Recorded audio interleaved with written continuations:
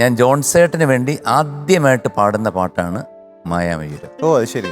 ഞാൻ വലിയ പ്രതീക്ഷകളോടെ AVM RR കയറി ചെന്നപ്പോൾ കാണുന്നത് ഒരു സന്തൂർ, ഒരു വൈബ്രോഫോൺ, ഒരു ഫ്ലൂട്ട്, ഒരു തബല. അത് വലിയ പടഭണ്ഡാരം തിയേറ്റർ. ഇതിൻ്റെക്കാട്ടി കുറച്ചുകൂടെ ഉണ്ട്. പിന്നെ കൈതപ്രം സാറാണ് എഴുതിയത്, മനോഹരമായിട്ട് എഴുതിയിട്ടുണ്ട്. 1989 ഓർമ്മയുണ്ട്. സാറ് ഈ പാട്ടിനല്ലേ സാറിന് ഫസ്റ്റ് സ്റ്റേറ്റ് അവാർഡ്? ഇതും കൂടെ ചേർത്തിട്ടാണെന്നേ ഉള്ളൂ കിട്ടും. രണ്ട് മൂന്ന്.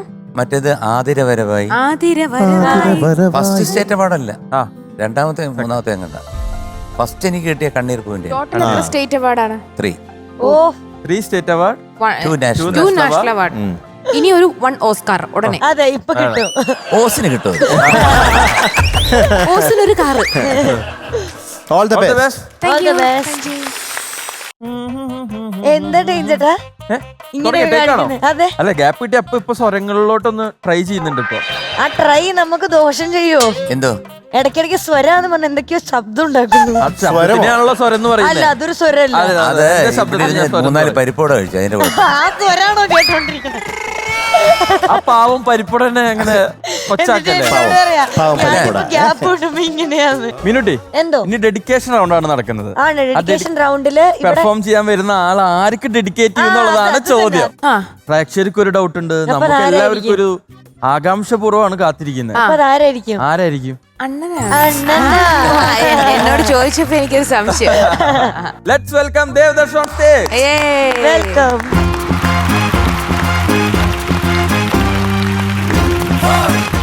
എന്റെ പൊന്നെ, ഇതാരത്? അണ്ണന്റെ വരവൊക്കെ കണ്ട, നടപ്പൊക്കെ ഉണ്ടായിരുന്നു. ആള് മാറി ഇപ്പൊ വേറെ ലെവലിലായി. അതെ, ഇന്ന് ഹാപ്പി ആട്ടോ. ഇന്ന് ഇത്തിരി എന്തോ സന്തോഷമുണ്ട്. ഷാരൂഖ് ഖാൻ ഇവിടെ ആണെങ്കിൽ നമ്മുടെ അണ്ണൻ ഇവിടം വരെ എത്തി. കുറച്ചുകൂടെ കയറി കഴിഞ്ഞാൽ ഷാരൂഖ് ഖാൻ. അത്രയൊന്നുമില്ല.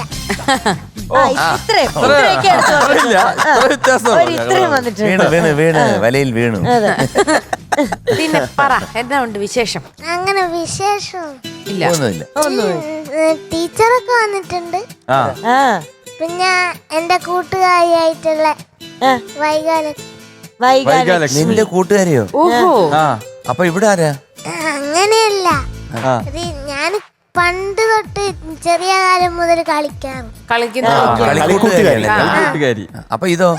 ഇതെന്റെ റിമോള്. കളിക്കൂട്ടുകാരി റിമോള്. നീ ഭാഗ്യവാനാടാ. അപ്പൊ ഡെഡിക്കേഷൻ റൗണ്ട് ആണല്ലേ? ആർക്ക് വേണ്ടിയാണ്? സിന്ധു ടീച്ചർ. സിന്ധു ടീച്ചർ കൈപൊക്കിക്കേ. ഏത്? അവന്റെ സ്കൂളിൽ അവൻ കിഡിലോസ്കി ആയിട്ട് നിൽക്കുകയാണ് അവിടെ. അണ്ണൻ എന്തിയേ?